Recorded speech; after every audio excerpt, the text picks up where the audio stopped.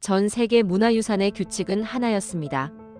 복원된 것은 진짜가 아니다. 그러나 단 한 나라가 그 규칙을 부쉈습니다. 석재보다 단단한 기록, 세월보다 오래된 약속이 그 나라에 있었기 때문입니다. 왕의 한숨까지 기록했던 그 집착, 심지어 이건 기록하지 말라는 명령조차 남겼던 그 민족. 200년 뒤 그 광기의 기록이 세계의 기준을 바꾸었습니다. 도대체 어떤 나라가 기록 하나로 세계를 굴복시킨 걸까요? 그 답을 지금 확인하시죠. 저는 데이비드 톰슨입니다. 영국 런던 출신이고 올해 나이로 54시죠. 직업은 유네스코 문화유산 보건심사관입니다. 옥스퍼드 대학에서 건축고고학 박사 학위를 받고 25년 넘게 전 세계 40개국을 돌아다니며 문화유산을 심사해왔습니다.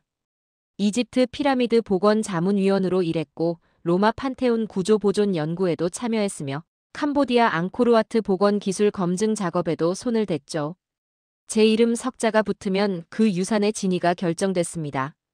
그만큼 까다로운 사람이었습니다. 저는 제 자신을 논리 중심형 인간이라고 생각합니다. 감정보다는 팩트를 우선시하는 완벽주의자였죠. 25년간 단 한 번도 감정에 휘둘려 판단을 내린 적이 없었습니다. 나를 속일 수 있는 복원은 존재하지 않는다는 게 제 좌우명이었고 동료들은 저를 냉정한 심사관이라고 불렀습니다. 그게 자랑스러웠습니다. 문화유산을 다루는 사람은 감정을 배제해야 한다고 믿었으니까요. 1997년 11월이었습니다. 스위스 제네바에 있는 유네스코 본부 회의실에서 중요한 심사가 진행되고 있었죠. 차가운 형광등 불빛 아래 긴 회의용 테이블이 놓여 있었고 그 위에는 각국에서 제출한 세계유산 등재 신청 서류들이 산더미처럼 쌓여 있었습니다. 저는 서류 더미 앞에 앉아 하나하나 검토하고 있었죠. 회의실 안 공기는 무거웠고 동료 심사관들의 표정도 진지했습니다. 이 자리에서 내려지는 판단 하나가 한 나라의 문화유산 운명을 결정하니까요. 그날 제 앞에 놓인 서류는 한국의 수원 화성이었습니다. 1796년에 완공된 성곽이었는데 한국전쟁 당시 상당 부분이 파괴됐고 1970년대에 복원됐다고 적혀 있었죠. 저는 서류를 펼치자마자 이미 결론을 내리고 있었습니다. 복원된 건축물, 그것도 200년 가까이 지난 뒤에 다시 세워진 건물을 어떻게 세계유산으로 인정할 수 있겠습니까? 이건 제 개인적인 편견이 아니라 유네스코의 엄격한 기준이었습니다. 복원된 건축물은 진품이 아닙니다. 저는 단호하게 말했습니다. 회의실 안에 있던 심사관들이 저를 바라봤죠. 세계유산의 원칙은 명확합니다. 원형이 훼손되거나 파괴된 후 복원된 건축물은 등재 대상이 될 수 없습니다. 이건 타협할 수 없는 규칙입니다. 프랑스 출신 심사관이 제 말에 고개를 끄덕이며 동의를 표했고 독일 출신 동료도 마찬가지였습니다. 회의실 구석에 앉아있던 한국 대표단의 얼굴이 굳어지는 게 보였지만 저는 신경 쓰지 않았습니다. 저는 계속해서 말했습니다. 복원은 재현일 뿐입니다. 아무리 정교하게 다시 세운다 해도 그건 원본이 아니에요. 200년 전 장인들의 손길, 그 시대의 숨결, 세월이 새긴 흔적들, 그 모든 것이 사라진 상태에서 다시 쌓아올린 돌더미를 어떻게 진품이라고 부를 수 있겠습니까? 제 목소리는 낮았지만 단단했죠.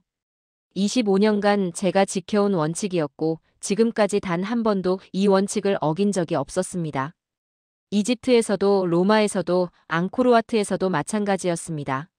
한국 대표단 중 한 명이 조심스럽게 손을 들었습니다. 50대쯤 되어 보이는 남성이었는데 안경 너머로 보이는 눈빛이 단단했죠. 박사님, 한 말씀 드려도 되겠습니까? 저는 고개를 끄덕였습니다. 그가 자리에서 일어나 말했습니다. 수원 화성은 단순한 복원이 아닙니다. 이건 기록을 바탕으로 한 정확한 재현입니다. 저는 속으로 코웃음을 쳤죠. 또 시작이군 하는 생각이 들었습니다. 모든 나라가 자기네 유산을 특별하다고 주장하니까요. 기록을 바탕으로 한 재현이라고요? 저는 되물었습니다. 그게 무슨 의미입니까? 기록이 아무리 상세해도 200년이라는 시간을 뛰어넘을 순 없습니다. 원형이 파괴된 순간 그 유산의 진정성은 사라진 겁니다. 제 말투가 다소 냉정했다는 걸 알았지만 그게 제 일이었습니다. 감정을 배제하고 객관적으로 판단하는 것, 그게 심사관의 역할이었으니까요. 한국 대표는 물러서지 않았습니다. 저희는 200년 전 건축 과정을 그대로 기록한 책을 가지고 있습니다. 모든 돌의 위치, 모든 기둥의 높이, 모든 공정의 과정이 남아있죠. 저는 회의적인 표정을 지었습니다. 책 한 권으로 성 전체를 복원했다는 겁니까? 그건 불가능합니다. 아무리 상세한 기록이라 해도 실제 건축 과정에서의 수많은 변수들, 장인들의 손끝에서 나오는 미묘한 차이들까지는 담을 수 없어요. 회의실에 긴장감이 흘렀습니다. 다른 심사관들도 이 대화를 주목하고 있었죠. 한국 대표가 말했습니다. 그 책을 보시면 생각이 바뀌실 겁니다. 지금 당장 가져올 수 있습니다. 회의가 잠시 중단됐습니다. 한국 대표단이 급히 밖으로 나갔다가 10분쯤 후에 다시 들어왔죠. 그들의 손에는 두꺼운 책 한 권이 들려 있었습니다. 낡은 표지, 세월의 흔적이 역력한 종이, 한자로 빼곡히 적힌 제목이 보였습니다. 한국 대표가 조심스럽게 회의실 테이블 위에 그 책을 올려놓았습니다. 탁 하는 묵직한 소리가 울렸죠. 화성성역 의궤입니다. 1796년 수원 화성을 건축할 때 모든 과정을 기록한 책입니다. 저는 그 책을 내려다봤습니다. 200년도 더 된 책이라는 게 한눈에 보였죠. 표지에 색이 바랬고 모서리가 달아 있었으며 종이에서는 오래된 먼지 냄새가 났습니다. 이 책 한 권으로 유네스코 규칙을 바꿀 수 있다고 생각하십니까? 제가 물었습니다. 한국 대표가 대답했습니다. 규칙을 바꾸려는 게 아닙니다. 진실을 증명하려는 겁니다. 그의 목소리에는 떨림이 없었고 눈빛은 확신에 차 있었습니다. 회의가 끝났습니다. 사람들이 하나둘 자리를 떠났지만 저는 혼자 남아 있었죠.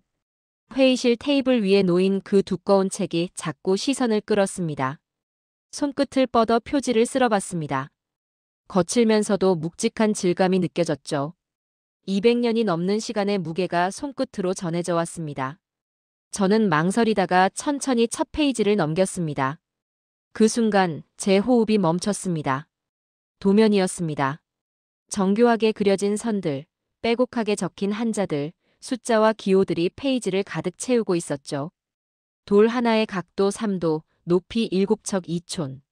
저는 페이지를 계속 넘겼습니다. 또 다른 도면, 또 다른 수치들이 나타났습니다. 성벽의 두께, 기둥의 간격, 지붕의 곡선까지 모든 것이 밀리미터 단위로 기록돼 있었습니다. 인부의 이름, 그들에게 지급된 쌀의 양, 사용된 돌의 개수, 심지어 날씨까지 적혀 있었습니다. 제 손이 떨렸습니다. 25년간 수많은 문서를 검토해왔지만 이런 기록은 처음이었습니다. 이건 단순한 건축 문서가 아니었습니다. 매뉴얼이었고 설계도였으며 그 이상의 무언가였죠. 이게 대체 뭡니까? 혼잣말이 입 밖으로 새어나왔습니다. 회의실은 고요했고 형광등 불빛만이 그 오래된 책 위를 비추고 있었습니다. 저는 책을 덮었습니다. 심장이 평소보다 빠르게 뛰고 있었죠. 회의실을 나와 복도를 걸었습니다. 밖에서 불어오는 차가운 바람이 얼굴을 스쳤지만 머릿속은 여전히 그 책으로 가득했습니다. 한국. 도대체 당신들은 뭘 남긴 겁니까? 저는 하늘을 올려다보며 중얼거렸습니다. 그날 밤 저는 잠을 이룰 수 없었습니다.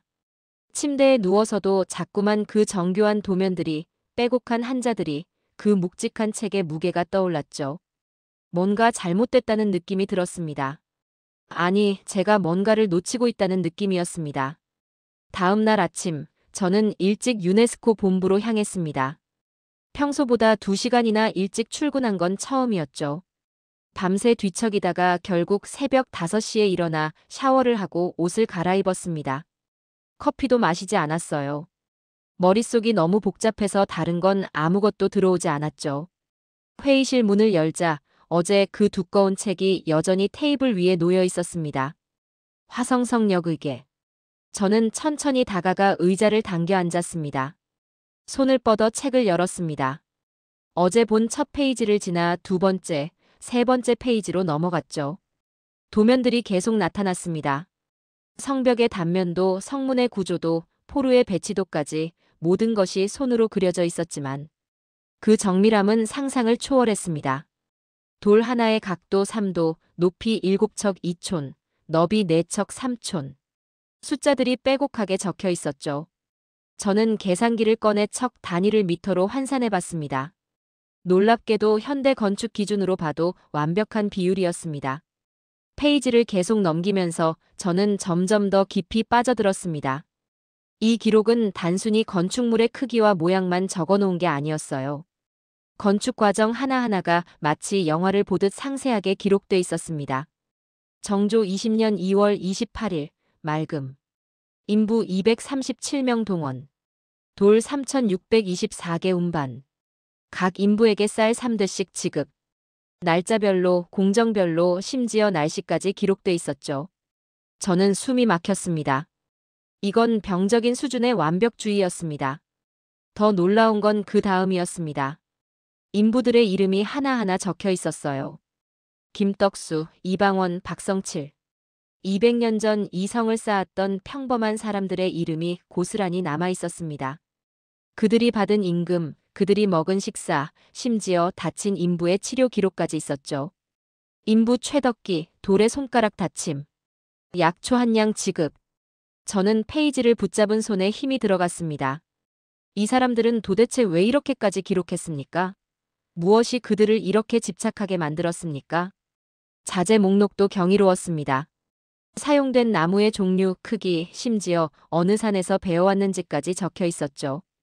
소나무 57그루, 남한산성 북쪽 사면에서 벌목. 각 둘레 3척 이상. 돌의 경우도 마찬가지였습니다. 채석장 위치, 돌의 재질, 운반 방법까지 상세하게 기록돼 있었어요. 화강암 2,300개, 팔달산 동쪽에서 채취. 소달구지 82대로 운반. 저는 고개를 저었습니다. 현대 건설 회사도 이 정도로 꼼꼼하게 기록하지 않습니다. 가장 충격적이었던 건 공구 목록이었습니다. 사용된 연장의 종류, 개수, 심지어 마모 상태까지 기록돼 있었죠. 정 83자루, 그중 17자루 날 무딤. 제연마 필요. 노끈의 굵기, 대못의 길이, 심지어 사용된 기름의 양까지 빠짐없이 적혀 있었습니다. 저는 중얼거렸습니다. 이건 기록이 아니라 집념이군요. 아니, 광기에 가깝습니다. 하지만 그 광기가 서서히 존경으로 바뀌고 있었습니다. 이 정도 완벽함을 추구한 사람들이라면 그들은 분명 무언가를 알고 있었던 겁니다. 저는 도면 부분으로 다시 돌아갔습니다. 성곽의 곡선을 자세히 들여다봤죠. 현대 건축에서는 CAD라는 컴퓨터 프로그램으로 설계도를 그립니다. 밀리미터 단위까지 정확하게 계산할 수 있는 프로그램이죠. 저는 주머니에서 자를 꺼내 의궤의 도면을 측정해봤습니다. 그리고 숨이 멎었습니다. 200년 전 붓과 먹으로 그린 이 도면의 정밀도가 현대 CAD 수준이었습니다. 어떻게 이게 가능합니까? 각도를 재봤습니다. 성벽의 기울기, 성문의 아치 곡선, 포르의 배치 각도까지 모든 것이 완벽한 기하학적 비율로 설계돼 있었습니다. 저는 건축학을 전공했고 25년간 전 세계 건축물을 연구해왔습니다. 중세 유럽의 성당도 봤고 이슬람 사원의 정교한 타일 문양도 분석했으며 중국 자금성의 웅장한 구조도 검토했죠. 하지만 이 정도로 체계적이고 과학적인 설계 기록은 본 적이 없었습니다. 이건 과거의 문서가 아닙니다. 미래의 설계도군요. 제 목소리가 떨렸습니다. 구조 계산도 놀라웠습니다. 성벽이 받는 하중, 집안의 지지력, 배수 시스템의 설계까지 현대 토목공학에서 다루는 개념들이 200년 전 이 책 속에 이미 들어 있었습니다. 물론 용어는 달랐죠. 땅의 단단함을 시험하기 위해 말뚝을 박아 깊이를 재다라고 적혀 있었지만 이건 집안 조사를 의미하는 겁니다. 빗물이 고이지 않도록 돌 사이에 틈을 두다는 배수 시스템 설계를 뜻하죠. 저는 놀라움을 감추지 못했습니다. 조선이라는 나라는 도대체 어떤 나라였습니까? 시간이 얼마나 흘렀는지 몰랐습니다. 저는 완전히 책 속에 빠져 있었죠. 동료 심사관이 회의실 문을 열고 들어왔을 때도 눈치채지 못했습니다. 톰슨, 아직도 그 책을 보고 있나? 프랑스 출신 피에르가 물었습니다. 저는 고개를 들어 그를 바라봤습니다. 피에르, 이 책을 봤어? 그가 어깨를 으쓱했죠. 한자로 가득한 낡은 책이잖아. 무슨 의미가 있겠어? 저는 그를 회의실로 불렀습니다. 이리 와서 이 페이지를 좀 봐. 피에르가 다가와 제 옆에 섰습니다. 저는 성문 구조도가 그려진 페이지를 펼쳐 보였죠. 이 도면을 봐. 아치의 곡선, 기둥의 배치, 지붕의 하중 분산 구조까지 모든 게 계산돼 있어. 피에르가 눈을 가늘게 뜨고 도면을 들여다봤습니다. 한참을 보더니 그도 놀란 표정을 지었죠. 이게 200년 전 기록이라고? 저는 고개를 끄덕였습니다. 그것뿐이 아니야. 인부 이름, 자재 목록, 날씨 기록까지 다 있어. 현대 건설 일지보다 더 상세해. 피에르가 다른 페이지들을 넘겨봤습니다. 그의 표정이 점점 진지해졌죠. 이건 단순한 기록이 아니군. 완벽한 매뉴얼이야. 저는 조용히 대답했습니다. 그래서 말인데 내가 어제 한 말을 철회해야 할 것 같아. 피에르가 저를 쳐다봤습니다. 무슨 소리야? 복원은 가짜라는 내 철칙을 버리겠다고? 저는 책을 가리키며 말했습니다. 이 기록이 있다면 복원은 위조가 아니라 재생이야. 이 사람들은 단순히 건물을 다시 세운 게 아니라 원형 그 자체를 되살린 거야. 피에르는 말없이 저를 바라봤습니다. 제가 얼마나 고집이 센 사람인지 그도 잘 알았죠. 25년간 한 번도 원칙을 굽히지 않았던 제가 지금 그 원칙을 흔들고 있었습니다. 톰슨, 자네 정말 괜찮아? 피에르가 물었습니다. 저는 웃었습니다. 괜찮지 않아. 내 모든 확신이 흔들리고 있거든. 하지만 이건 인정할 수밖에 없어. 조선은 복원을 가짜로 만들지 않았어. 오히려 진짜보다 더 진짜로 만들었지. 저는 책의 마지막 부분을 펼쳤습니다. 완공 기념식 기록이 있었죠. 정조 20년 9월 10일 화성 준공. 왕께서 친히 행차하사 백성들과 기쁨을 나누시다. 그 아래 작은 글씨로 한 문장이 더 적혀 있었습니다. 이 기록을 후세에 남겨 만약 성이 무너지더라도 다시 세울 수 있도록 하노라. 저는 그 문장을 읽는 순간 온몸에 전율이 흘렀습니다. 그들은 알고 있었습니다. 언젠가 이 성이 무너질 거라는 걸. 그래서 이렇게 상세하게 모든 걸 기록한 겁니다. 그들은 무너짐을 예견했어. 제가 중얼거렸습니다. 전쟁이 올 거라는 걸, 세월이 모든 걸 부식시킬 거라는 걸 알고 있었던 거야. 그래서 이 기록을 남긴 거지. 이건 공포가 아니라 용기였어. 후손들을 믿었기에 가능한 용기였지. 피에르가 조용히 물었습니다. 그럼 자넨 이제 어떻게 할 건가? 저는 책을 천천히 덮으며 대답했습니다. 내 보고서를 다시 써야겠어. 수원 화성은 복원된 유산이 아니라 기록으로 부활한 유산이야. 회의실 창밖으로 제네바의 거리가 보였습니다. 사람들이 바쁘게 오가고 차들이 지나가고 세상은 여전히 돌아가고 있었죠. 하지만 제 안에서는 뭔가가 완전히 바뀌어 버렸습니다. 25년간 제가 믿어왔던 규칙, 제가 지켜왔던 원칙, 그 모든 것이 이 한 권의 책 앞에서 무너지고 있었습니다. 아니, 무너지는 게 아니었습니다. 새롭게 정의되고 있었죠. 나는 복원을 가짜라 불렀지만 이들은 기록으로 영생을 설계했다. 저는 혼잣말을 했습니다. 그날 오후 저는 한국 대표단에게 연락을 취했습니다. 내일 다시 만날 수 있겠습니까? 화성성역 의궤에 대해 더 자세히 알고 싶습니다. 전화기 너머로 놀란 목소리가 들려왔죠. 박사님께서 직접 연락을 주시다니. 물론입니다. 언제든지 뵙겠습니다. 저는 전화를 끊고 창밖을 바라봤습니다. 저녁 해가 지고 있었고 하늘이 붉게 물들어가고 있었습니다. 뭔가가 끝나고 뭔가가 시작되는 순간이었습니다. 다음 날 오전 저는 한국 대표단과 함께 유네스코 본부 옆 작은 회의실에 앉아 있었습니다. 테이블 위에는 화성성역 의궤와 함께 여러 자료들이 펼쳐져 있었죠.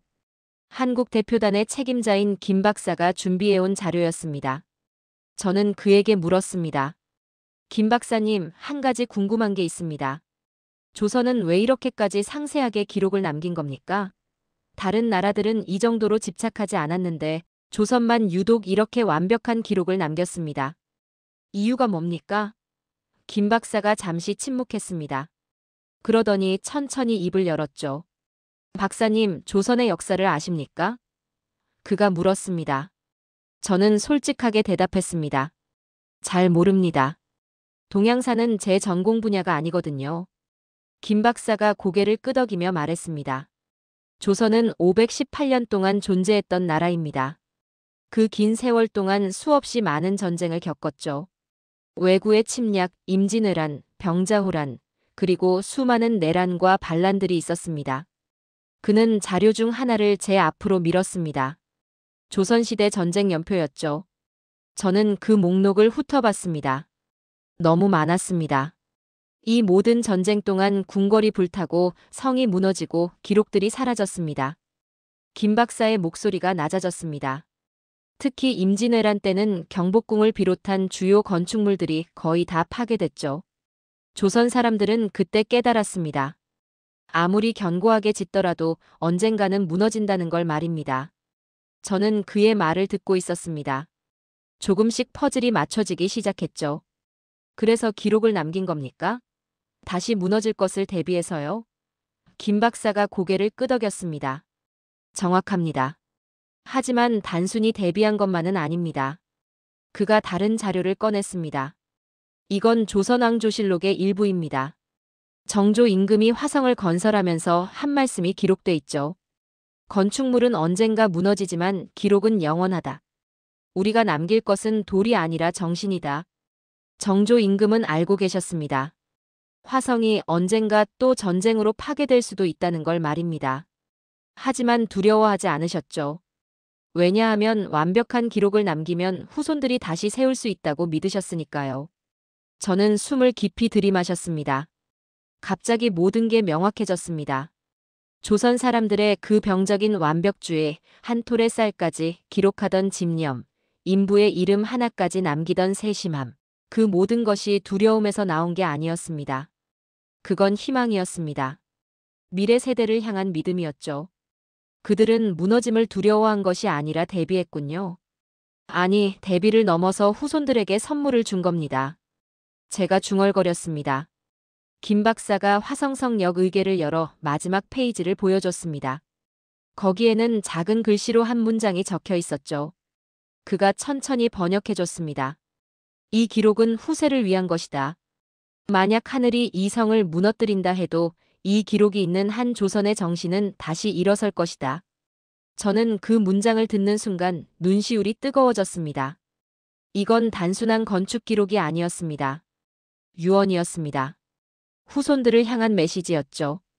박사님, 그래서 1970년대 한국 전쟁으로 화성이 파괴됐을 때 우리 선조들이 남긴 이 책 한 권으로 모든 걸 복원할 수 있었습니다.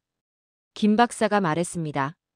200년이 흐른 뒤에도 그 기록은 살아있었고 우리는 선조들의 지혜를 따라 성을 다시 세웠죠. 이건 복원이 아닙니다. 부활입니다. 조선이 설계한 부활이었습니다. 저는 테이블에 손을 짚고 고개를 숙였습니다. 25년간 제가 고집해온 원칙이 얼마나 편협했는지 깨달았습니다. 저는 생각했습니다. 유럽의 성당들은 수백 년에 걸쳐 지어졌지만 상세한 건축 기록을 남기지 않았습니다. 그래서 일부가 파괴되면 추측으로 복원할 수밖에 없었죠. 로마의 건축물들도 마찬가지였습니다. 웅장하고 아름답지만 정확한 설계도가 없어서 무너진 부분은 현대 기술로 추정해서 재건할 수밖에 없었습니다. 그런데 조선은 달랐습니다. 그들은 처음부터 끝까지 모든 과정을 기록했습니다. 왜냐하면 그들은 알고 있었으니까요. 인간이 만든 것은 언젠가 무너진다는 걸 말입니다. 이건 예언자적 기록 정신이군요. 제가 말했습니다. 조선은 미래를 내다봤습니다. 전쟁을, 화재를, 세월의 무게를 예견하고 그럼에도 불구하고 희망을 잃지 않았습니다. 오히려 더 완벽하게 기록함으로써 후손들에게 재건의 열쇠를 쥐어준 거죠. 김 박사가 조용히 고개를 끄덕였습니다. 박사님이 이해해 주시니 감사합니다. 많은 사람들이 우리 선조들의 기록 정신을 단순히 꼼꼼함으로만 여기는데 사실은 그보다 훨씬 깊은 철학이 담겨 있었던 겁니다. 저는 일어나서 회의실 창가로 걸어갔습니다. 제네바의 하늘이 맑았죠. 복원은 위조가 아닙니다. 적어도 이 경우에는 말입니다. 제가 창밖을 보며 말했습니다. 조선의 화성은 복원이 아니라 재생입니다. 아니, 부활입니다. 죽은 것을 다시 살린 게 아니라 잠들어 있던 것을 깨운 겁니다. 그 기록이라는 씨앗이 200년 동안 땅속에 묻혀 있다가 때가 되자 싹을 틔운 거죠. 저는 제 자신에게 말하고 있었습니다. 김 박사가 뒤에서 조용히 말했습니다. 박사님, 조선에는 이런 말이 있습니다. 기록은 시간을 이긴다. 돌은 부서지고 나무는 썩고 쇠는 녹슬지만 기록은 남습니다.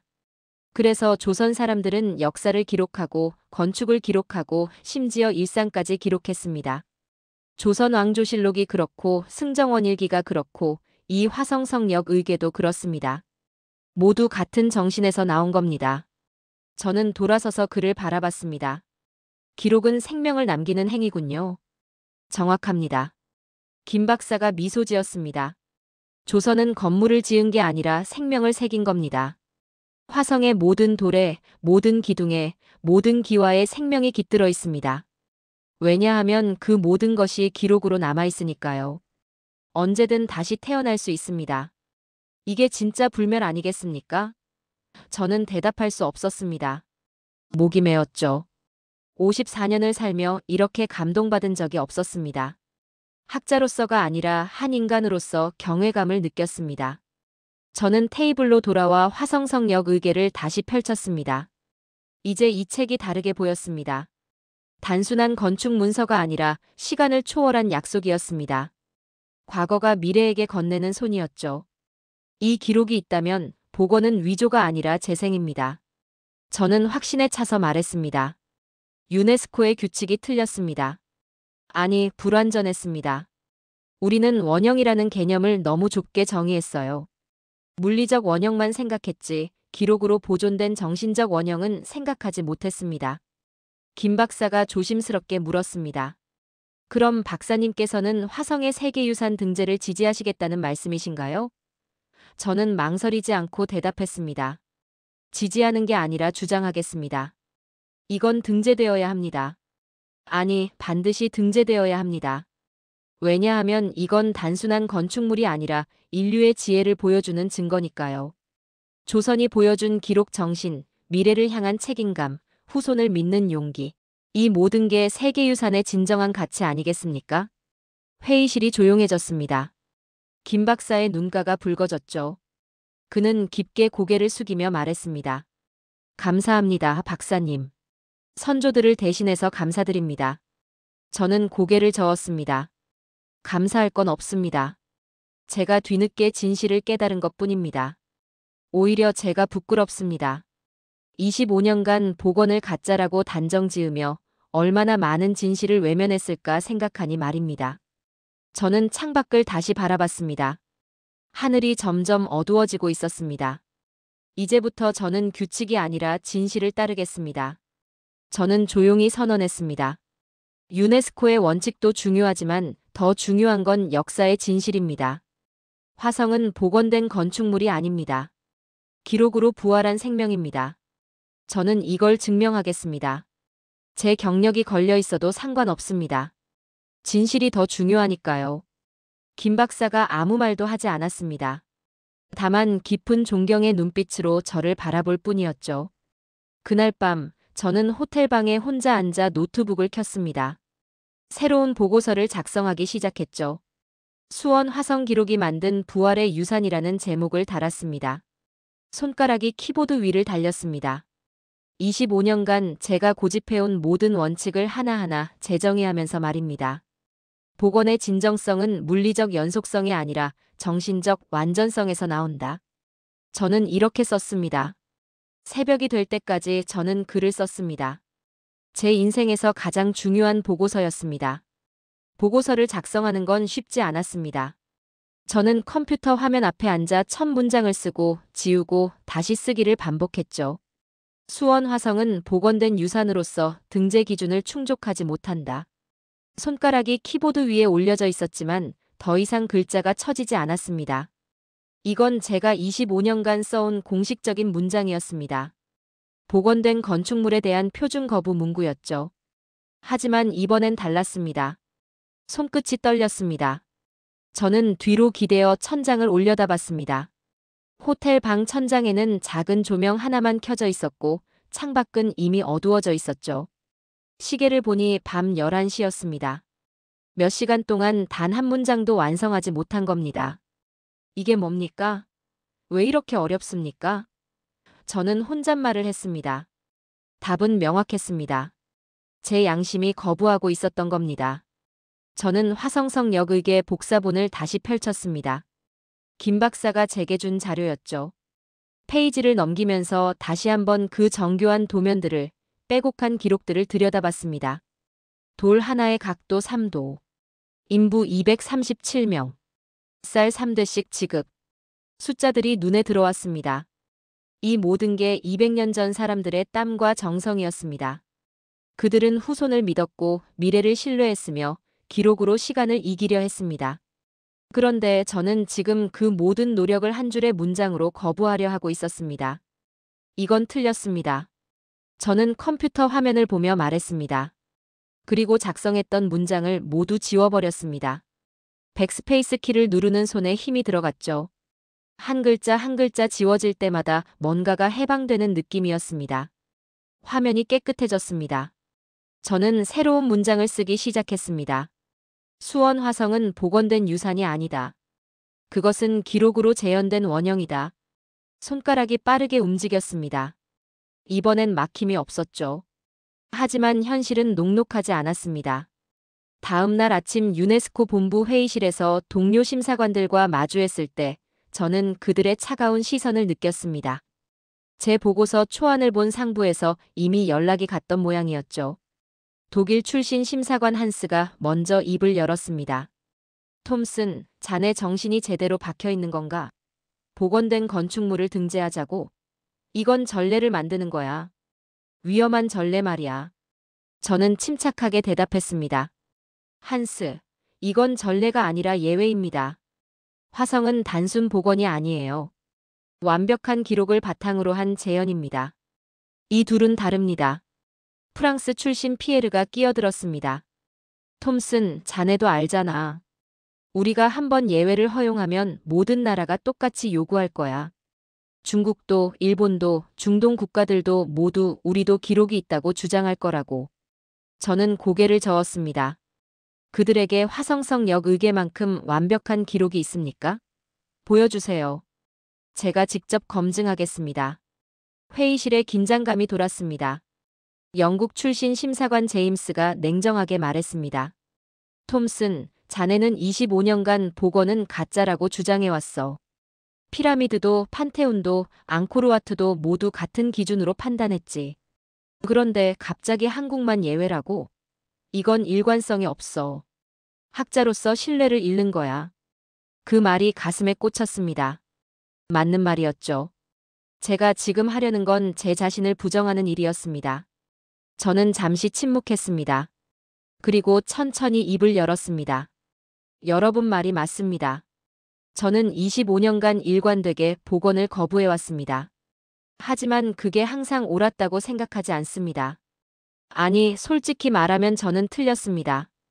복원이라는 행위를 너무 단순하게 봤어요. 물리적 연속성만 생각했지 정신적 완전성은 고려하지 않았습니다. 화성성역 의계를 보고 깨달았습니다. 진정한 유산은 돌이 아니라 기록이라는 걸 말입니다. 한스가 비웃듯이 말했습니다. 그건 감성적인 해석이야, 톰슨. 우리는 과학자야. 감성으로 판단하면 안 돼. 저는 그를 똑바로 바라봤습니다. 감성이 아니라 사실입니다, 한스. 제가 직접 측정했어요. 화성성역 의계의 도면과 현재 화성의 오차율은 1.8도입니다. 200년 전 손으로 그린 도면이 현대 캐드보다 정확해요. 이게 감성입니까? 이건 데이터입니다. 팩트입니다. 제 목소리가 높아졌습니다. 피에르가 어깨를 으쓱했습니다. 그래도 결국 복원은 복원이야. 한국 사람들이 아무리 정교하게 기록을 남겼어도 그건 200년 후에 다시 지은 거잖아. 원본이 아니라고. 저는 테이블을 손으로 쳤습니다. 그럼 원본이 뭡니까? 물리적으로 이어진 돌덩이만 원본입니까? 정신과 철학과 기술이 완벽하게 보존돼서 재현된 건축물은 원본이 아니란 말입니까? 제 감정이 폭발하고 있었습니다. 평생 이렇게 격하게 반응한 적이 없었죠. 제임스가 차분하게 말했습니다. 톰슨, 진정해. 우리는 자네가 왜 그렇게 생각하는지 이해해. 하지만 규칙은 규칙이야. 복원된 건축물은 세계유산이 될 수 없어. 이게 유네스코의 철칙이고 우리가 지켜야 할 원칙이야. 자네가 이걸 무너뜨리면 전 세계 문화유산 관리 시스템이 흔들려. 저는 깊은 숨을 들이마셨습니다. 그들 말도 일리가 있었습니다. 하지만 저는 물러설 수 없었습니다. 규칙이 진실을 막는다면 그 규칙이 틀린 겁니다. 저는 단호하게 말했습니다. 우리는 과거에 만든 기준에 갇혀 있어요. 200년 전 조선 사람들은 우리보다 앞서 있었습니다. 그들은 건축물이 무너질 걸 알고 그래서 영원히 남을 기록을 만들었어요. 이게 진짜 지혜 아닙니까? 우리는 지금 그 지혜를 인정하지 않으려 하고 있습니다. 왜냐하면 우리의 낡은 규칙에 맞지 않으니까요. 회의실에서의 논쟁은 결론 없이 끝났습니다. 동료들은 제 의견을 받아들이지 않았고 저는 그들을 설득하지 못했죠. 하지만 저는 포기하지 않았습니다. 그날 저녁 저는 한국 대표단에게 전화를 걸었습니다. 김 박사님, 제가 직접 수원 화성을 보고 싶습니다. 현장 검증이 필요합니다. 전화기 너머로 놀란 목소리가 들렸습니다. 박사님께서 직접 한국까지 오시겠다고요? 저는 단호하게 대답했습니다. 네, 제 눈으로 직접 확인해야 합니다. 기록이 진짜인지 복원이 정확한지 직접 측정하고 싶습니다. 일주일 후 저는 한국 인천공항에 도착했습니다. 평생 동양에 와본 적이 거의 없었죠. 김 박사와 한국 연구팀이 공항에서 저를 맞이했습니다. 그들의 얼굴에는 기대와 긴장이 공존했습니다. 저는 악수를 나누며 말했습니다. 멀리서 왔습니다. 화성을 보여주십시오. 우리는 곧바로 수원으로 향했습니다. 차로 1시간 정도 걸렸죠. 창밖으로 한국의 풍경이 지나갔습니다. 현대적인 빌딩들 사이로 전통 건축물들이 보였습니다. 수원에 도착했을 때는 오후 3시쯤이었습니다. 차에서 내리자마자 저는 멈춰 섰습니다. 눈앞에 웅장한 성곽이 펼쳐져 있었죠. 회색빛 돌로 쌓아 올린 성벽이 산을 따라 이어졌고 그 위에 우뚝 선 성문이 햇빛을 받아 빛나고 있었습니다. 이게 화성입니까? 저는 숨을 멈추고 바라봤습니다. 사진으로만 봤던 것과는 완전히 달랐습니다. 실물은 훨씬 더 압도적이었죠. 김 박사가 제 옆에 섰습니다. 네, 이게 수원 화성입니다. 1796년 완공됐고 1950년대 한국전쟁으로 70% 이상 파괴됐다가 1970년대에 복원됐습니다. 저는 성벽을 따라 천천히 걸었습니다.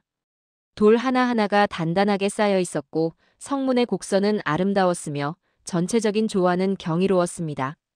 이 모든 게 기록만 보고 다시 세워진 겁니까? 제가 물었습니다. 김 박사가 고개를 끄덕였습니다. 네, 화성성 역의궤 한 권만 보고 복원했습니다. 다음 날 본격적인 검증 작업이 시작됐습니다. 한국의 건축연구팀이 최신 3D 스캐너 장비를 가져왔죠. 저는 그 장비를 보며 놀랐습니다. 이건 독일 최신 모델 아닙니까? 정밀도가 밀리미터 단위까지 나오는데요. 연구팀 책임자가 대답했습니다. 네, 박사님. 오늘 화성의 실측치와 의궤의 도면을 정확히 비교해 보겠습니다. 저는 긴장했습니다. 만약 오차가 크게 나온다면 제 주장은 무너질 테니까요. 측정이 시작됐습니다. 성벽의 높이, 두께, 기울기를 하나하나 스캔했습니다. 성문의 아치 곡선도 정밀하게 측정했죠. 포루의 위치와 간격도 확인했습니다. 장비에서 나오는 데이터들이 컴퓨터 화면에 실시간으로 나타났습니다. 저는 그 옆에 서서 화성성 역의궤 복사본을 펼쳐놓고 비교했습니다. 성벽 높이, 의궤에는 5장 4척이라고 적혀 있군요. 미터로 환산하면. 계산기를 두드렸습니다. 연구원이 말했습니다. 스캔 결과 나왔습니다. 높이 17.28m입니다. 저는 계산 결과를 확인했습니다. 의궤 기록대로라면 17.23m인데요. 잠시 침묵이 흘렀습니다. 오차가 5cm. 200년이 흐른 건축물에서 5cm 오차는 거의 없다고 봐도 무방했습니다. 저는 숨을 깊이 들이마셨습니다. 계속하십시오. 다른 부분도 측정해보죠. 성문의 아치 각도를 측정했습니다. 의궤에는 아치 정점 각도 165도라고 적혀 있었죠. 스캐너 결과는 163.2도였습니다. 오차 1.8도. 저는 멈춰 섰습니다. 손이 떨렸습니다. 1.8도라고요? 200년 전 손으로 그린 도면과 현대 장비로 측정한 실제 건축물의 차이가 고작 1.8도란 말입니까? 연구원이 고개를 끄덕였습니다. 네, 박사님. 믿기 어렵지만 사실입니다. 저는 그 자리에 주저앉고 싶었습니다. 이건 불가능한 일이었습니다. 현대 건축에서도 설계도와 실제 시공 사이에는 최소 2도에서 5도 정도의 오차가 발생합니다. 인간의 손으로 짓는 건축물은 완벽할 수 없으니까요. 그런데 200년 전 조선의 장인들은 캐드도 없고 레이저 측정기도 없던 시대에 1.8도 오차로 성을 쌓았습니다. 이건 말이 안 됩니다. 도대체 어떻게 이게 가능합니까? 제가 중얼거렸습니다. 김 박사가 조용히 말했습니다. 조선의 장인들은 의궤를 성경처럼 따랐습니다. 한치의 오차도 용납하지 않았죠.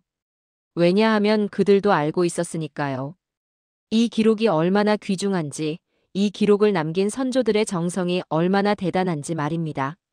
저는 고개를 들어 성벽을 올려다봤습니다. 200년 전 손길이 여기 남아 있었습니다. 아니, 살아 숨쉬고 있었습니다. 측정을 계속했습니다. 성벽 두께, 돌의 크기, 기둥의 간격, 지붕의 곡선까지 모든 것이 의궤의 기록과 놀랍도록 일치했습니다. 평균 오차율은 3% 미만이었죠. 현대 건축 기준으로도 이건 경이로운 정확도였습니다. 저는 데이터를 보며 말문이 막혔습니다. 이건 복원이 아닙니다. 재현입니다. 아니, 부활입니다. 그들은 죽은 건물을 살려낸 게 아니라 잠들어 있던 설계를 깨운 겁니다. 그날 오후, 저는 복원 작업에 참여했던 노장인을 만났습니다. 80대 중반쯤 되어 보이는 분이었죠. 그의 손은 거칠었지만 눈빛은 또렷했습니다. 저는 통역을 통해 물었습니다. 어르신, 1970년대 화성을 복원하실 때 어떠셨습니까? 어려운 점은 없으셨나요? 노장인이 천천히 대답했습니다. 어렵진 않았소. 우린 그 책 한 권만 봤소. 화성성 역의궤 말이오. 거기 모든 게 다 나와 있었소. 책만 보고 이렇게 정확하게 지을 수 있었습니까? 제가 다시 물었습니다. 노장인이 미소를 지었습니다. 선조들이 남긴 기록이 얼마나 정확한지 아시오? 돌 하나 놓는 것도 다 기록돼 있었소. 우린 그냥 따라 했을 뿐이오. 선조들이 워낙 잘 남겨놔서 우리는 읽고 따라만 하면 됐소. 그 말을 듣는 순간 저는 눈시울이 뜨거워졌습니다. 200년의 시간을 뛰어넘은 대화였습니다. 과거의 장인이 미래의 장인에게 남긴 편지였죠.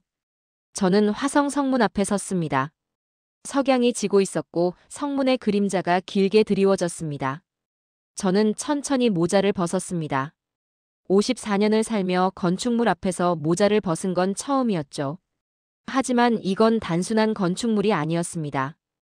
인간의 정신이었고 시간을 이긴 의지였으며 후손을 향한 사랑이었습니다. 조선은 기록으로 시간을 정복한 민족입니다. 저는 조용히 중얼거렸습니다. 김 박사가 제 옆에 섰습니다. 그도 성문을 바라보고 있었죠. 박사님, 이제 믿으십니까? 그가 물었습니다. 저는 고개를 끄덕였습니다. 믿는 게 아닙니다. 확신합니다. 이건 인류의 유산입니다. 세계가 배워야 할 기록의 힘입니다. 저는 유네스코로 돌아가서 이 사실을 증언하겠습니다. 제 경력이 걸려 있어도 상관없습니다. 진실을 말하는 게 학자의 의무니까요. 저는 다시 한번 성문을 올려다봤습니다. 저녁 하늘이 붉게 물들어가고 있었습니다. 한국에서 돌아온 저는 곧바로 보고서 작성에 들어갔습니다. 제네바의 제 사무실은 좁고 어두웠지만 저는 신경 쓰지 않았죠.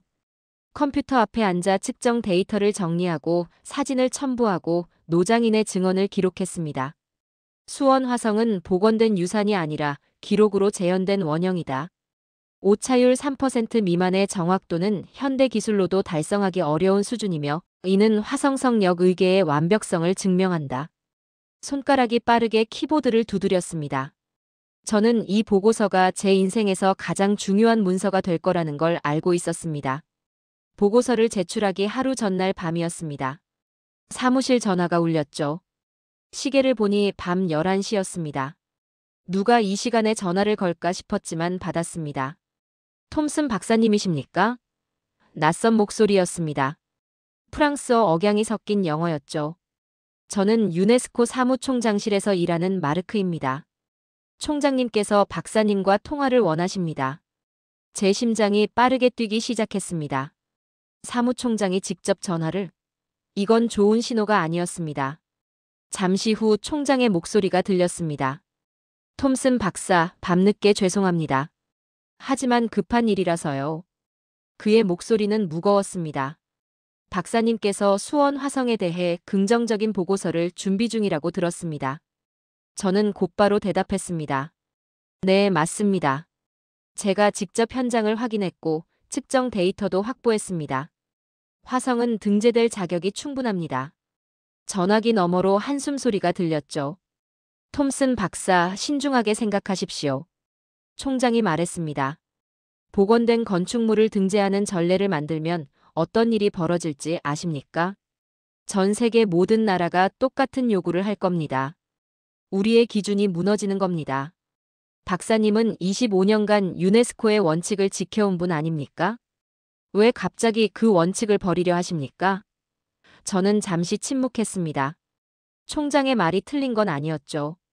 하지만 저는 이미 결심했습니다. 총장님, 원칙을 버리는 게 아닙니다. 제가 대답했습니다. 원칙을 새롭게 정의하는 겁니다. 화성은 다른 복원 사례와 다릅니다. 완벽한 기록이 있고 그 기록의 정확성이 과학적으로 증명됐습니다. 이건 단순한 복원이 아니라 정밀한 재현입니다. 총장이 목소리를 낮췄습니다. 톰슨 박사, 제가 솔직히 말씀드리죠. 상부에서 압력이 들어오고 있습니다. 만약 박사님이 이 보고서를 제출하신다면 박사님의 위치가 위험해질 수 있습니다. 저는 그 말의 의미를 알았습니다. 해고될 수도 있다는 뜻이었죠. 25년 경력이 하루아침에 무너질 수 있었습니다. 총장님, 위협하시는 겁니까? 제가 물었습니다. 총장이 급히 대답했습니다. 위협이 아닙니다. 경고입니다. 박사님의 미래를 생각해서 드리는 조언이에요. 이 보고서는 제출하지 마십시오. 아니면 최소한 내용을 수정하십시오. 화성 등재를 반대하진 않더라도 복원 건축물 전체를 긍정하는 선례는 만들지 마십시오. 저는 창밖을 바라봤습니다. 제네바의 야경이 차갑게 빛나고 있었죠. 25년간 쌓아온 경력, 학계에서의 명성, 안정적인 생활, 모든 것이 위태로워지는 순간이었습니다. 하지만 동시에 화성의 모습이 떠올랐습니다. 200년 전 조선 사람들의 땀, 그들이 남긴 완벽한 기록, 노장인의 거친 손, 그리고 1.8도의 오차. 죄송합니다, 총장님. 제가 말했습니다. 저는 제출하겠습니다. 진실을 말하는 게 학자의 의무니까요. 전화가 끊겼습니다. 저는 수화기를 내려놓고 한참 동안 앉아 있었습니다. 손이 떨렸습니다. 두려움이 아니었습니다. 분노였죠. 진실보다 정치가 앞서는 세상에 대한 분노였습니다. 저는 다시 컴퓨터로 돌아가 보고서를 마무리했습니다. 한 글자도 수정하지 않았습니다. 수원 화성의 등재를 강력히 권고한다. 이는 인류 문화유산 보존의 새로운 패러다임을 제시한다. 저는 이렇게 결론을 맺었습니다. 다음 날 아침 보고서를 제출했습니다. 사무실 분위기가 이상했죠. 동료들이 저를 피했고 복도에서 마주치면 고개를 돌렸습니다. 소문이 퍼진 모양이었습니다.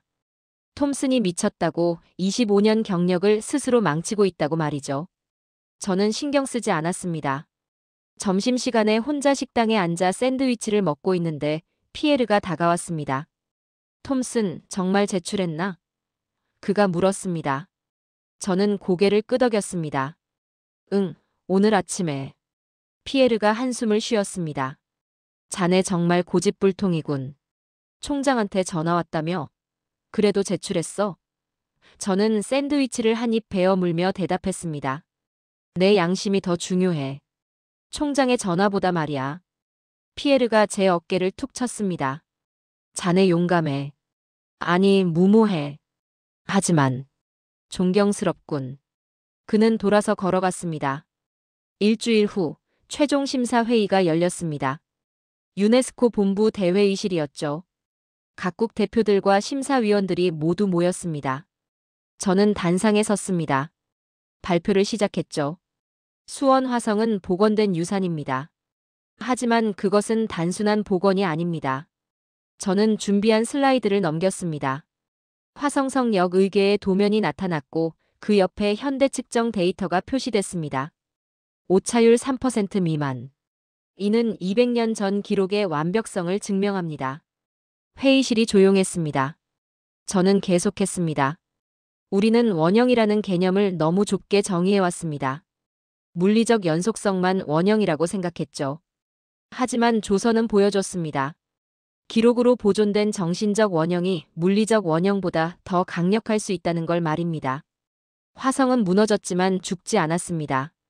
기록 속에서 살아있었고 때가 되자 부활했습니다. 이것이야말로 진정한 문화유산의 의미 아니겠습니까? 발표가 끝났습니다. 잠시 정적이 흘렀죠. 그때 일본 대표가 손을 들었습니다. 저는 반대합니다. 이런 전례를 허용할 수 없습니다. 예상했던 반응이었습니다. 하지만 그 다음이 놀라웠습니다. 프랑스 대표가 일어났습니다. 저는 찬성합니다. 톰슨 박사의 데이터를 봤습니다.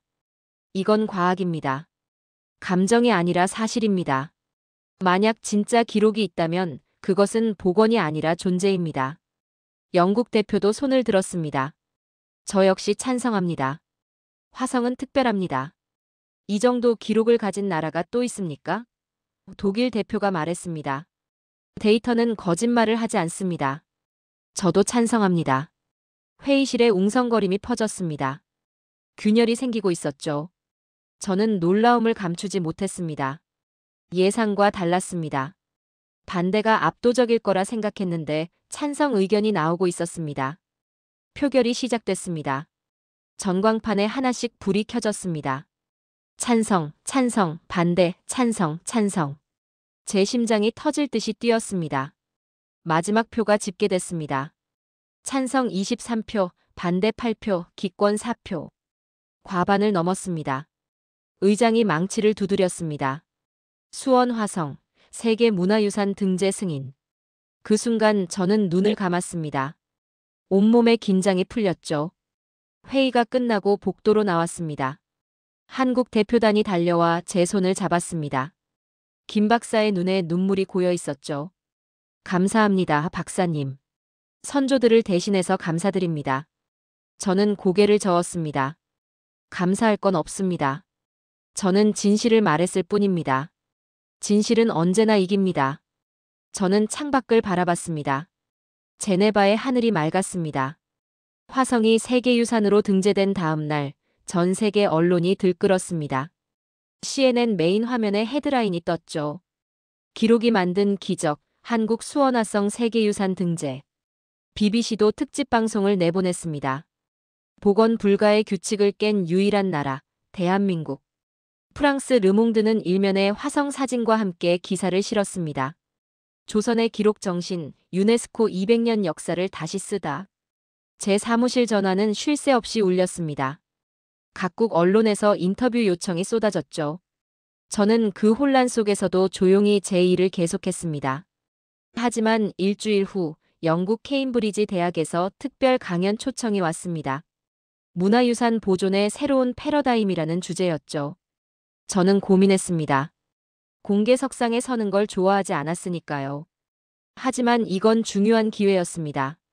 조선의 기록 정신을 더 많은 사람에게 알릴 수 있는 자리였죠. 저는 초청을 받아들였습니다.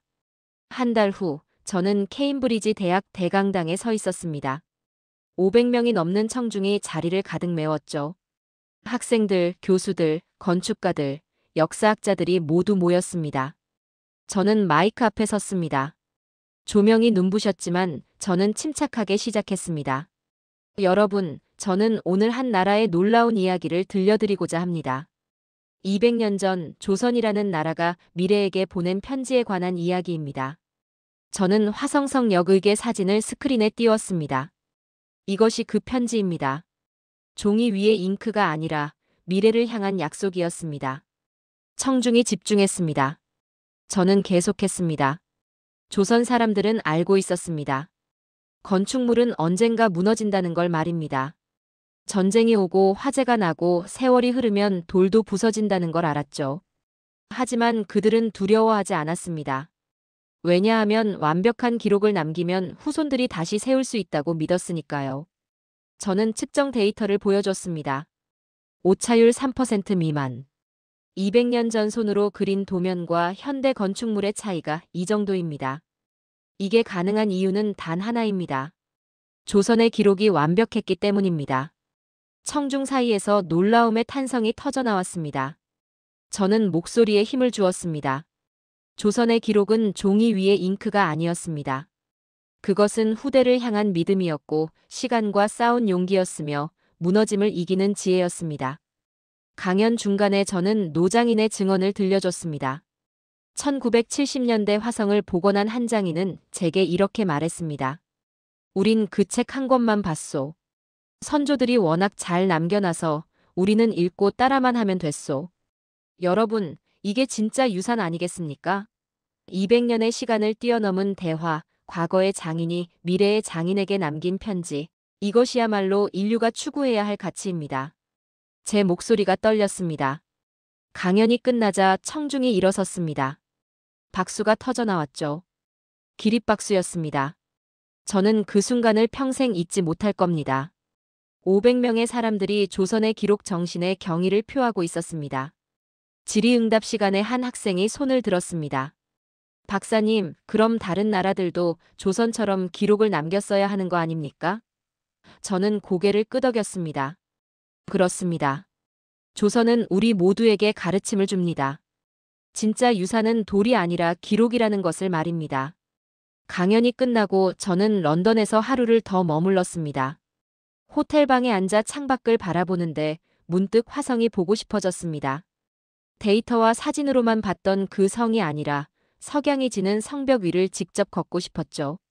저는 곧바로 비행기 표를 예약했습니다.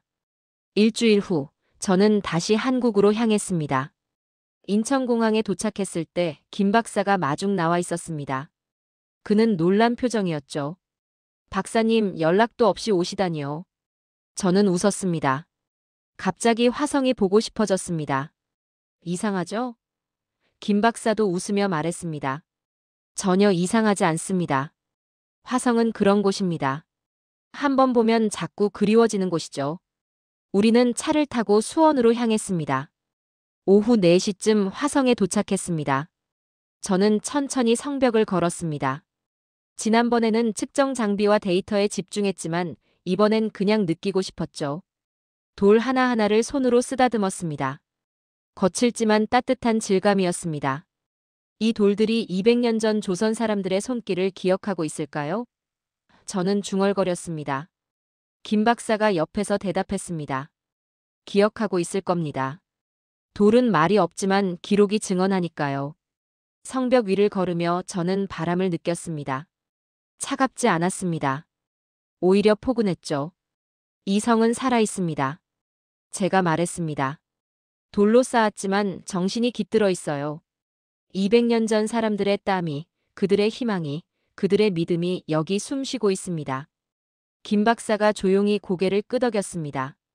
박사님이 이해해 주셔서 감사합니다. 많은 외국인들이 화성을 그냥 아름다운 건축물로만 보는데 박사님은 그 속의 정신을 보셨습니다. 성문 앞에서 저는 한 무리의 사람들을 만났습니다. 젊은 연구원들이었죠. 김 박사가 소개했습니다. 이분들은 문화재청 소속 연구원들입니다. 화성을 비롯한 조선시대 건축물을 연구하고 보존하는 일을 하고 계십니다. 저는 그들과 악수를 나눴습니다. 한 젊은 연구원이 말했습니다. 박사님, 덕분에 화성이 세계유산이 됐습니다. 저희 모두 감사하고 있습니다. 저는 고개를 저었습니다. 제가 한 게 아닙니다. 당신들의 선조가 한 겁니다. 저는 그저 그 위대함을 증언했을 뿐이죠. 다른 연구원이 물었습니다. 박사님, 앞으로 저희가 해야 할 일이 뭘까요? 화성을 어떻게 보존해야 할까요? 저는 잠시 생각했습니다. 그리고 대답했습니다. 보존하는 게 아니라 기록하십시오. 당신들의 선조처럼 말입니다. 오늘의 화성을 완벽하게 기록으로 남기십시오. 만약 200년 후 또 무너진다 해도 그 기록이 있으면 다시 세울 수 있을 테니까요. 젊은 연구원들의 눈빛이 빛났습니다. 기록으로 영생을 만드는 거군요. 한 연구원이 말했습니다. 저는 웃으며 대답했습니다. 정확합니다. 그게 바로 조선의 지혜입니다. 영원한 건축물은 없습니다. 하지만 영원한 기록은 가능합니다. 기록이 있는 한 문화유산은 절대 죽지 않습니다. 그들이 고개를 끄덕였습니다. 저는 그 젊은 얼굴들에서 희망을 봤습니다. 선조의 정신을 이어받은 사람들이었죠. 해가 지고 있었습니다. 석양이 화성을 붉게 물들였습니다. 저는 성벽에 기대어 그 풍경을 바라봤습니다. 아름다웠습니다. 하지만 단순히 아름다운 게 아니었습니다. 숭고했습니다. 인간의 위대함이 느껴졌죠. 조선은 기록으로 시간을 이겼습니다. 저는 조용히 말했습니다. 그들은 무너짐을 두려워하지 않았어요. 오히려 무너짐을 대비했고 그 대비가 완벽했기에 부활이 가능했습니다. 이게 진짜 지혜입니다. 김 박사가 제 옆에 섰습니다. 그도 석양을 바라보고 있었죠. 박사님, 이제 뭘 하실 겁니까? 그가 물었습니다. 저는 미소 지었습니다. 유네스코로 돌아가서 기준을 바꾸는 작업을 시작하겠습니다. 화성만 특별한 게 아니라 기록이 있는 모든 복원 유산이 인정받을 수 있도록 말입니다. 조선이 보여준 길을 전 세계가 따를 수 있게 하고 싶습니다. 김 박사가 깊게 고개를 숙였습니다. 감사합니다, 박사님. 밤이 됐습니다. 화성의 조명이 켜졌습니다. 성벽과 성문이 은은한 빛 속에서 더욱 웅장하게 보였죠. 저는 한참 동안 그 풍경을 바라봤습니다. 54년을 살며 이렇게 감동받은 적이 없었습니다. 기록은 무너지지 않습니다. 저는 혼잣말을 했습니다. 돌은 부서지고 나무는 썩고 쇠는 녹슬지만 기록은 영원합니다. 조선은 그걸 알았고 실천했으며 증명했습니다. 저는 다시 한번 화성의 경의를 표했습니다. 화성 등재 이후 1년이 흘렀습니다. 저는 여전히 유네스코 심사관으로 일하고 있었지만 제 삶은 완전히 달라져 있었죠. 세계 각국에서 강연 요청이 쏟아졌고 기록 보존의 중요성에 대한 논문을 여러 편 발표했습니다.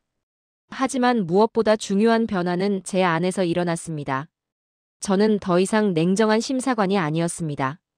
역사의 증인이 되어 있었죠. 어느 가을날, 저는 세 번째로 한국을 방문했습니다. 이번엔 공식 일정이 아니라 개인적인 여행이었죠. 김 박사도 연구팀도 없이 혼자 수원으로 향했습니다. 조용히 화성을 걷고 싶었습니다. 아침 일찍 도착해서 성문을 지나 성벽 위로 올라갔습니다. 가을바람이 차가웠지만 상쾌했죠. 단풍이 들어 화성 주변 산들이 붉게 물들어 있었습니다. 성벽을 걸으며 저는 생각했습니다. 1년 전 제가 처음 화성성역 의궤를 봤을 때를 말입니다. 그때 저는 회의적이었고 냉소적이었으며 확신에 차 있었죠. 복원은 가짜다라는 제 신념은 견고했습니다. 하지만 한 권의 책이 그 모든 걸 무너뜨렸습니다. 아니, 무너뜨린 게 아니었습니다. 새롭게 세워준 겁니다. 더 단단하게, 더 진실하게 말입니다. 성벽 중간쯤에 벤치가 있었습니다. 저는 그곳에 앉아 수원 시내를 내려다봤습니다. 현대적인 건물들 사이로 화성의 성곽이 이어져 있었죠. 200년 전 건축물이 21세기 도시와 어우러져 있었습니다. 이상하게도 어색하지 않았습니다. 오히려 자연스러웠죠. 이게 진짜 공존이구나. 저는 중얼거렸습니다. 과거와 현재가 기록과 현실이 정신과 물질이 하나로 이어진 거지. 1시간쯤 앉아 있었을까요? 옆에 누군가 다가왔습니다. 70대쯤 되어 보이는 한국 남성이었죠. 그는 제 옆에 앉으며 한국어로 뭔가 말했습니다. 저는 알아듣지 못해 고개를 저었습니다. I don't speak Korean. 그가 웃으며 영어로 말했습니다. 외국인이시군요. 화성이 아름답죠? 저는 고개를 끄덕였습니다. 아름다운 정도가 아닙니다. 경이롭습니다. 노인이 화성을 바라보며 말했습니다. 저는 이 근처에서 평생 살았습니다. 어릴 때 이 성이 무너져 있는 걸 봤죠. 한국 전쟁 때 말입니다. 돌무더기만 남아 있었어요. 그의 목소리가 낮아졌습니다. 하지만 우리 선조들이 기록을 남겨놔서 다시 세울 수 있었습니다. 제가 20대 때 복원 작업을 지켜봤어요. 장인들이 한 권의 책만 보고 이 성을 다시 쌓는 걸 목격했습니다. 그게 얼마나 놀라운 일인지 아십니까? 저는 그의 손을 잡았습니다. 압니다. 저도 그 기록을 봤습니다. 화성성 역의계 말입니다. 노인의 눈이 커졌습니다. 아, 그 책을 아십니까? 저는 미소 지었습니다. 잘 압니다. 제 인생을 바꾼 책이니까요. 저는 제 소개를 했습니다. 저는 데이비드 톰슨입니다. 유네스코 심사관이고 화성을 세계유산으로 등재하는 일을 도왔습니다.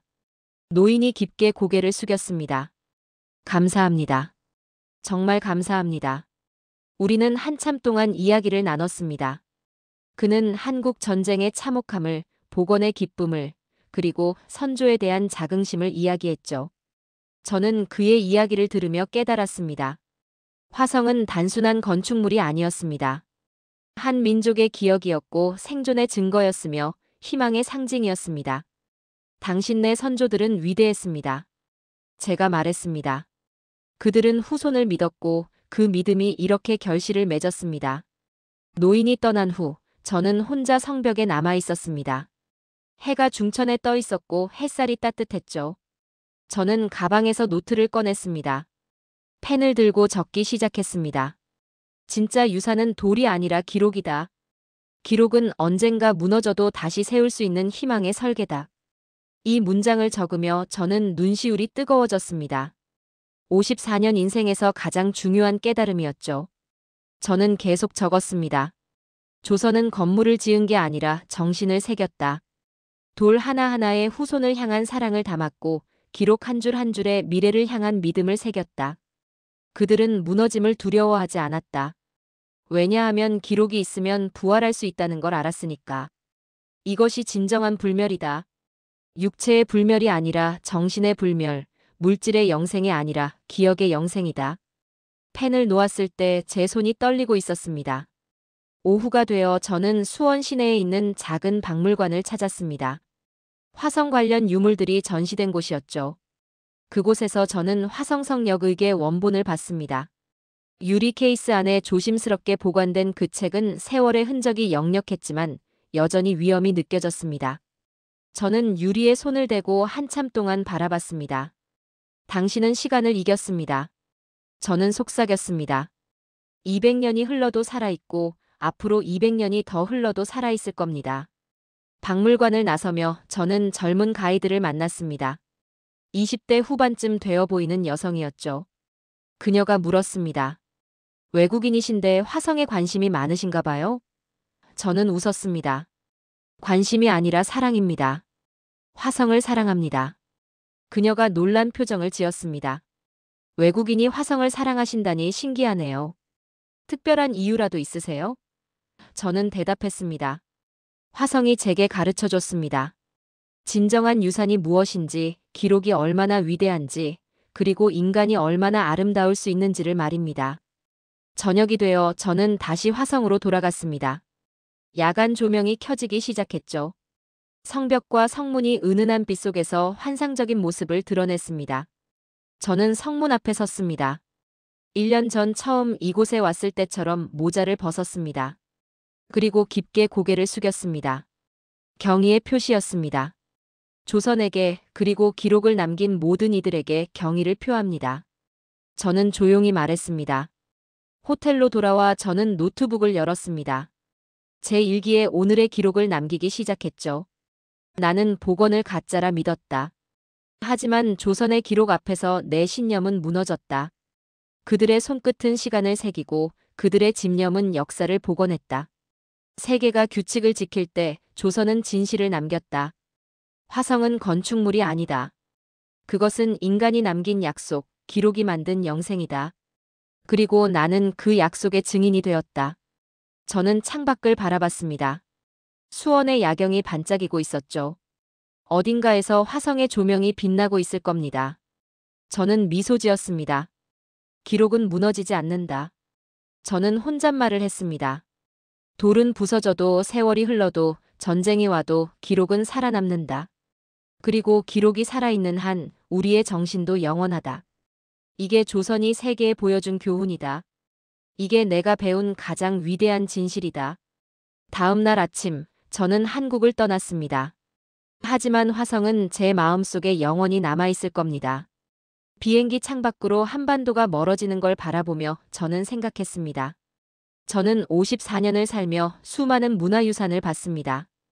피라미드의 웅장함도, 판테온의 아름다움도, 앙코르와트의 신비로움도 경험했죠. 하지만 화성만큼 제 영혼을 흔든 건 없었습니다. 왜냐하면 화성은 단순히 아름다운 게 아니라 의미가 있었으니까요. 제네바로 돌아온 저는 유네스코 본부에서 새로운 프로젝트를 시작했습니다. 기록 기반 문화유산 복원 가이드라인 작성이었죠. 화성의 사례를 바탕으로 전 세계가 참고할 수 있는 기준을 만드는 작업이었습니다. 쉽지 않았지만 보람 있었습니다. 조선의 지혜를 전 세계에 전파하는 일이었으니까요. 저는 밤낮으로 일했습니다. 이게 제 마지막 사명이라고 생각했죠. 지금도 저는 가끔 화성성역의계 복사본을 펼쳐봅니다. 그 정교한 도면들을, 빼곡한 기록들을 보며 생각합니다. 인간은 위대하다. 시간을 초월할 수 있고 무너짐을 이겨낼 수 있으며 기록으로 영생을 만들 수 있다. 조선이 그걸 증명했고 화성이 그 살아있는 증거다. 저는 이제 확신합니다. 기록은 절대 무너지지 않는다고 말입니다.